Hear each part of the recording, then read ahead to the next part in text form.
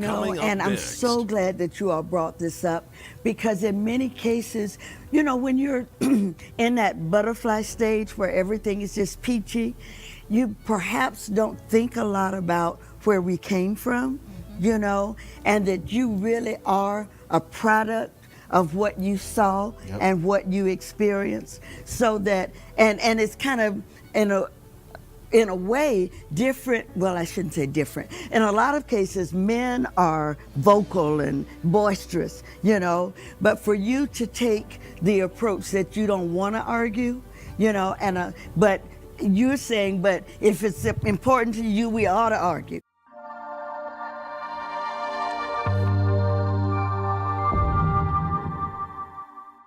I'm Mama E, and I have been sent to help you navigate through some of life's challenges. You know, years ago I had gone through some things in my marriage, and I found that there was a real need to just have somebody to talk to.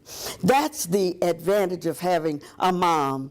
And because I've experienced some things, my goal, my hope, is to reach back and pull my children's generation and my grandchildren's generation and say to them, come on, you can make it. If I can warn you about the pitfalls that are ahead, I can maybe help you get around them so that you don't have to go through the same hurt and the same pain.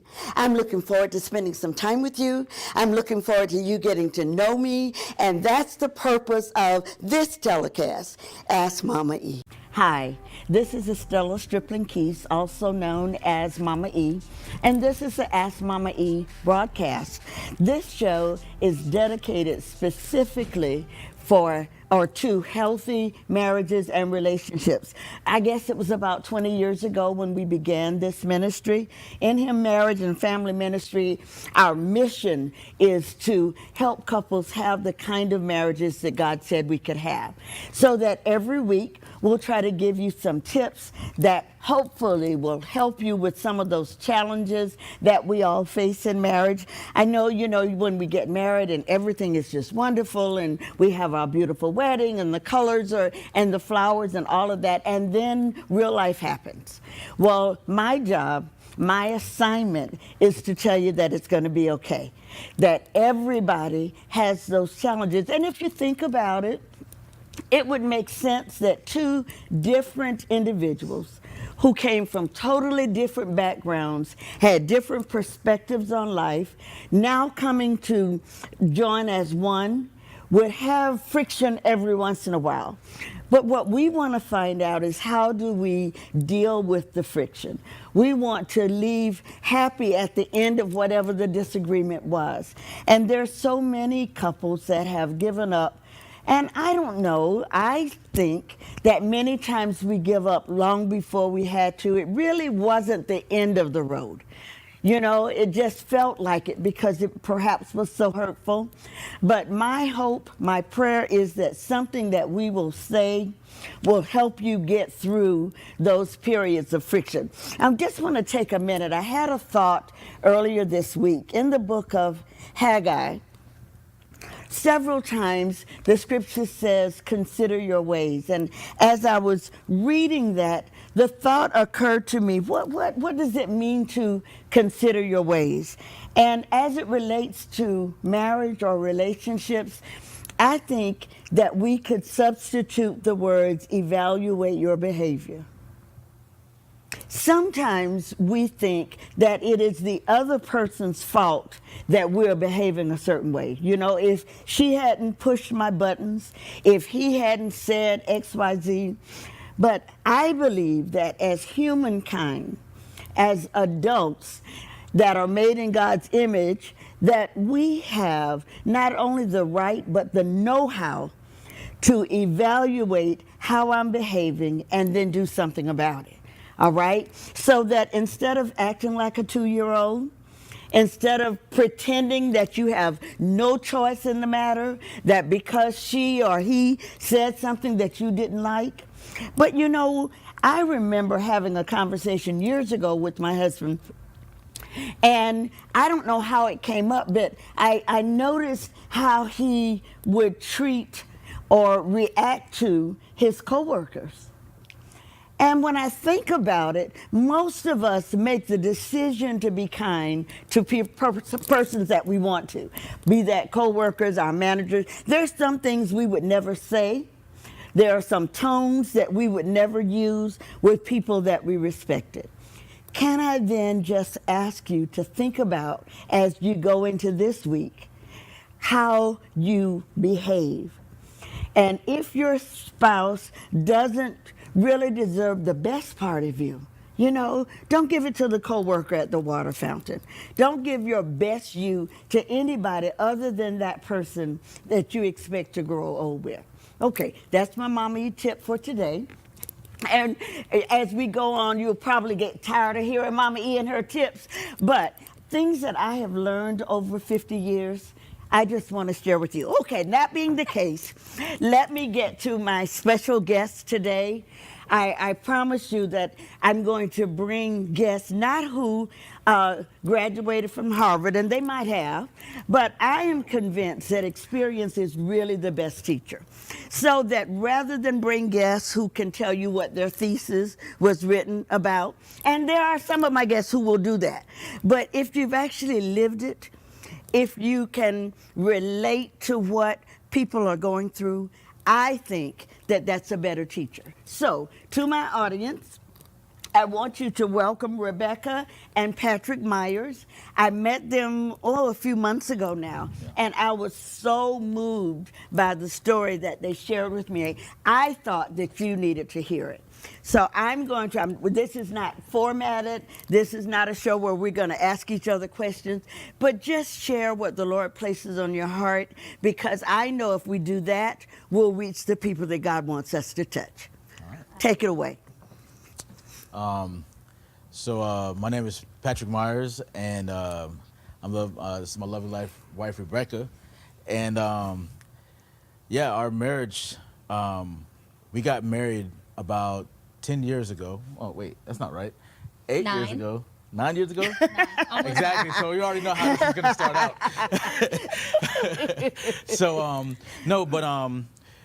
We started out as high school sweethearts. Back in, I was in the military, she was still kind of in high school and stuff like that. And we just always had this connection from when we first started meeting. She was kind of silly and goofy. I was a little more laid back and chill. But the thing I saw in her the most was her personality and who she was when nobody else was paying attention. So she was always that way and always thinking about other people. And that was just something that, you don't see a whole lot, these days. I guess, we dated and stuff like that for a pretty good, for about maybe 2 years, 3 years, about 3 years, right? And then I was in the military at the time. I was in the Navy, and 9/11 happened, and I had to go overseas. And at that time,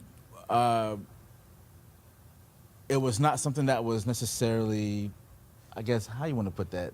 Because I don't know if I want to bless your parents, but her parents wouldn't really approve of the interracial relationship, and I saw it tearing her apart, like their family apart. So when I went overseas, I kind of broke up. I did break up with her, and we pretty much lost touch at that point. And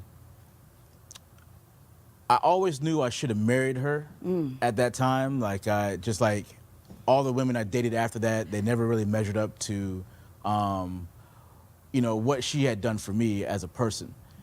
And for 8 years, we pretty much looked for each other. And by chance, after I got the military and I was getting back into church, it was the one day I didn't go to church, and my mom went to church that day, and Rebecca had showed up. And I had been looking for her. She had been looking for me for 8 years. And my mom called me up, and she's like, "You wouldn't believe who was here." And I was like, "Who?" And she was like, "Rebecca." And I was like, "Oh, you got to give me the number." And she gave me the number, and I called her on. Where were you at? She could take this part. I was actually living in Dallas at the time, and I'd come back to Jacksonville for a funeral. It was the first time I'd been back in about 7 years. And so by the time he called that day, I was in airport for a layover on my way home. Wow. And he called and I answered and he said who he was and I hung up on him. Yeah. Yeah. And then he called me back and it was something like, you know, I don't care what your life's like or where you're at or what's going on. He's like, but I'm going to marry you. Wow. So now let me interject here. So the breakup, did it leave you hurt? Why? When you said that you hung up on him, that meant that you really didn't want to talk to him? No. I really wanted to talk to him. Okay. I just hadn't talked to him Yeah. in 8 years. Okay. So I had looked and looked for him and online searches and everything. Really? And could not find him. So you hung up on him. What if he hadn't called you back? I'd have We'll cried. never know. I'd have cried. And I'd have cried for forever probably. Yeah. You know, one of the things too that I wanted to mention, the fact that you were an interracial couple and you mentioned that caused some problems at home. You know, all of us, I think when we get together, there's always the unexpected. They're the things that you couldn't have practiced for, you couldn't have read about, and yet I think your love for her and not wanting her to have to go through what was happening at home. So you were willing to, can I say, sacrifice even having the relationship for her to be in a place where she was happy and content and not have to deal with the extra stresses. You know, there are some things in marriage that all of us deal with, Yes. but then there are those other things that come up that, you know, some people have to deal with sickness and other people might not be able to relate to that, you know. So for you to have started off the relationship dealing with some kind of serious issues, if you will, and yet still love each other enough to come back together and work at it. So now tell me, we've gotten married, he actually answered the phone and talked. Now how long did it take you all to actually get back together? That was in February. Okay. And I lived in Dallas. And before he said that he would marry me, he didn't realize that I had 3 children. Okay. Yeah. So, yeah. So that was in February. The 1st of April, he drove out to Dallas and with my mother, of all people, Yeah. Really? Yeah. to scoop us up and bring me and my kids back to Jacksonville. Okay, now let's bring Mom in. So Mom wasn't really in favor before. Was it She- because you were so young? It was because she only knew what she knew. Uh-huh. Uh-huh. And the relationship I had been in after him that I was in Uh-huh. for 6 years Yes. was a bad relationship. Okay. And that was with Wow. a white man. Right. So when he came and talked to me and then he came and he talked to my mom, Uh-huh. she was completely different. Wow. She got a chance to see who he really was. Absolutely. You know, and that's one of the things you said, Patrick, was that you got to know her inner self. And sometimes, especially young people, make the mistake of deciding that they like a person based on what they see, you know? And that's, even though physical appearance is important, but it's not the only important thing, because your persona as it relates to you seeing me from the outside, that's going to change. My pastor used to always say, you know, because she's got a Coca-Cola figure now, she's going to be a 2-liter. And when she becomes a 2-liter, what do you do, you know? So that getting together and realizing that life throws us some curveballs. Talk a little bit about what the challenges were. You've fallen in love, you got back together after a long time. What are some of the things that you have had to face since then? I think at first everything was like it was really, really good. Okay. When we first got, because you know, it's that we got back together. It was that whirlwind thing. We got married like what, less than 6 months after. Less than 6 months. Less than Okay. 6 months after we made that commitment. After we got back Right. together. And then came the reality of life. So she worked nights, I worked days for pretty much the first year of our marriage. Okay. And so we honestly didn't see each other. So I'm a bachelor that went from being a bachelor with no kids and just only having a dog Right. to being married, and not Yeah. only being married, but being married with 3 white kids. Yeah. You know, Yeah. which, you know, nobody prepares you for Uh-huh. and tells you, you know what's gonna happen Right, with that. right. And then on top of that, they wouldn't like the most disciplined and stuff like that. They were very. It was just a very trying time, and I think that lack of, just going into just that dynamic, it really separated us. It drove like a huge wedge because we didn't know how to really talk to each other. Yeah. We never had time to, because when we met each other, we were tired. We were, sleep or aggravated or something like that. So instead of dealing with issues, we kind of, swept it under the rug Right, or right. moved it to the side. And so by the time things got really volatile, it was already, 3 years into our marriage when things were just like, we don't Wow. even know each other. to be You know honest. what? We're going to stick a pin in that right there. I know that you can't wait for us to come back and give you part 2 of the story. This is probably going to be parts 3, 4, and 5.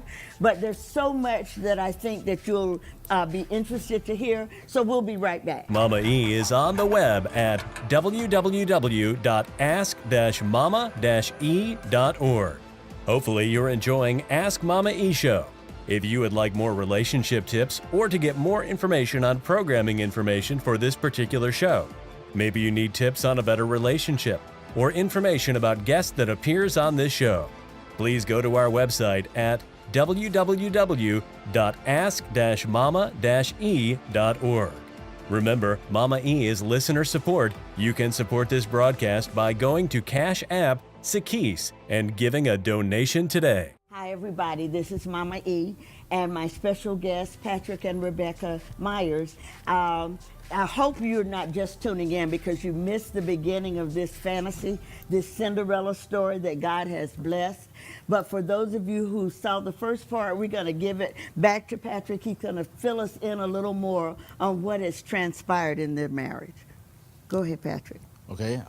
So I guess we were about 3 years into our marriage when like the problems started actually happening, and we started to realize that we weren't able to communicate with each other, and everything really turned into an argument. Like the simplest thing was an argument. And whereas I'm more of I don't know, how would you word it, baby? He's more of a I'll fight with you if I hate you Okay. person. Okay. And I was more of a, if it's worth it, you'll fight with me about it. Wow. Okay. Yeah.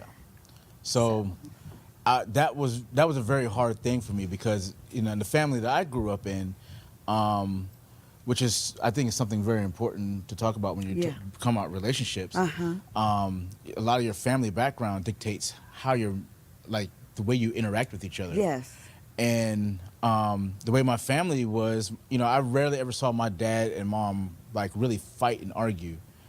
And it was very hard for me to argue like that. So for me to be in an all-out, drag-out argument where we're yelling and fighting, about ready to kill each other, that did something to me in my soul where it turned my heart from her. Yeah. On a very deep basis. Wow. So on the opposite side of that, my family is, both of my parents have been married multiple times. I don't ever remember my parents being intimate. I don't ever remember them holding hands. I don't Yes. ever remember them hugging. And so that was completely the opposite. And I'm so glad that you all brought this up because in many cases, when you're in that butterfly stage where everything is just peachy, you perhaps don't think a lot about where we came from, and that you really are a product of what you saw and what you experienced. So that, and it's kind of, in a way, different. Well, I shouldn't say different. In a lot of cases, men are vocal and boisterous, you know. But for you to take the approach that you don't want to argue, you know, but you're saying, but if it's important to you, we ought to argue.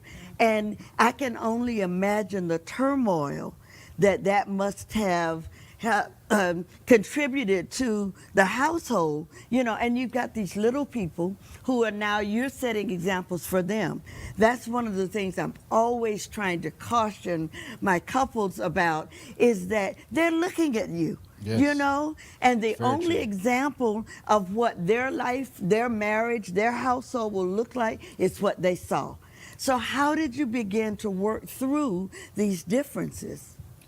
That was one of the things that we actually didn't, what you're talking about with the children, Yes. that we were so involved in ourselves and our issues that we never even thought about what was going on with our children. Wow. And it wasn't like, so it was like maybe like 7 years into our marriage when we're always constantly arguing with our children. Yes. You know, you need to treat each other like this, you know, be godly and all that kind of stuff. But then, like, you know, it really started to dawn on us that we were directly causing so much discord in our house, and our Yeah. children were complete reflections of that. Yes. They were horrible to each other. They were responding to each other the way that we had responded to each other. Yes. And we were holding them accountable for that. Wow.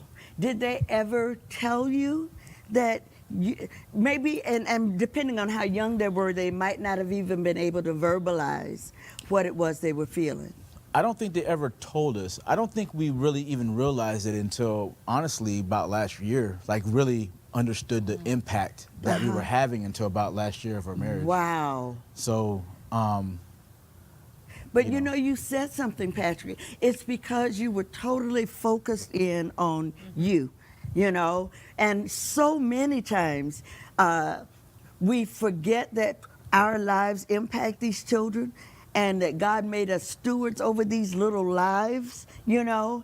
And so even when we fall in love, we sometimes don't think we're bringing these kids, especially in blended households.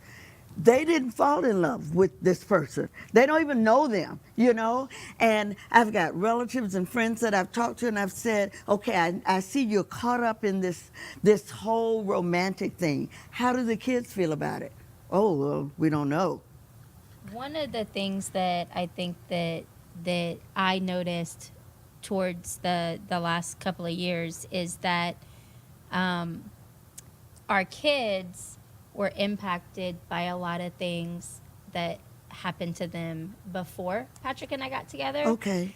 And I was never aware of that because Okay. they were so little. Okay. I didn't realize that what was going on affected them, that Sure. they were aware. Right. You know, that they Right. picked up on all of that stuff. Right. So it's Wow. definitely the way that we've dealt with each other Uh-huh. and the things that they've gone through, Uh-huh. or the things that even that I've gone through Right. have directly impacted them. And that's not something that I was aware of or that I realized. Yeah, yeah. And you know, when we don't realize it, and again, because we're trying to work out the immediate, you know, we don't see that this is a lifelong thing, you know, and we've got these little people who are trying to figure out, what am I supposed to do with this? You know, when children are raised around loud and arguments and that sort of thing, many times they're trying to figure out how they can fix it, you know, what they can do if it was their fault. And we do them such a disservice, Yes. you know. I can remember years and years ago, I had a good friend whose husband died when the children were like 2 and 3. She had 2 little girls. And she said, I'm not going to date anybody until my girls are grown. And I thought that's a little bit deep, you know, that's not necessary. But as time went on and I saw how she poured her lives into those girls, she said they'll be gone in 18 years, you know, and I'll still be able to have a life, if you will, but to put them in a situation where they've already lost a parent, you know, and mom's grieving and going through this, and if I bring another man in, he's a different person. So a lot of times I think we don't really put the energy into figuring out what's best for all of us, you know? So tell the audience in the few minutes that we've got left, what set you on the path to recovery? It was, we were actually out looking for a new car, and we were actually talking about, you know, having another child. You know, I want a child to look like me. I'm a house full of white kids. Let's mix it up a little bit, you know? And so I don't even know what happened, but we just got into this insane argument, and we were driving down the highway, and she was just, I had completely shut down a little bit, because that's usually when I get to a certain point, the anger's building up, and I'm just like, you know, I just kept telling her, you need to chill, just calm down, we need to stop arguing like this. And I just don't stop. And you, she didn't stop, and she was pushing every button, saying every crazy thing that she could possibly say to cut. And we were driving the car, and I literally blacked out while I was driving, and I saw myself like beating her head in the window to get her to stop talking.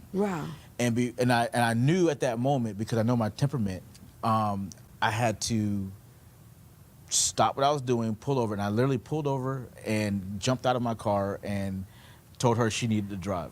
So hold tight. I can't believe that time is up. You know, it's almost like a cliffhanger movie, you know? So what that says is you're going to have to tune in so that you can get the fact that they're sitting here must mean that things worked out okay. So I hope and I pray, honestly, that something has been said today that will encourage you. Please, please, please set your alarm now. For this time next week, we're going to continue, and Patric and Rebecca are going to share with you those things that have turned their lives around. They're going to give you hope for your situation and for your household. So tune in next week for Ask Mama E. We'll be back to share more with you then. Bye-bye. So we've come to the end of another telecast. My hope and my prayer is that something was said today that will give you encouragement. I know you were thinking that nobody understood. Certainly, I don't even know you. And you're thinking, how did she know? Well, it's because I've experienced much of what you're going through. Won't you plan to join me every week at the same time as we work our way through some of those issues that have really been giving you trouble? Believe me, you're going to be okay. Just believe. You can I make a promise to you that it's going to be okay. Just ask Mama E. This broadcast has been provided to you by In Him Marriage and Family Ministry. Remember, this broadcast is listener supported. Your financial assistance would be greatly appreciated. You can give immediately by Cash App Sakis, or you can feel free to go to our website at www.ask-mama-e.org. You may reach us by telephone at 904-402-0086. You may write us or mail gifts of support to Ask Mama E. In Him Marriage and Family Ministry, Inc., P.O. Box 43255, Jacksonville, Florida 32203.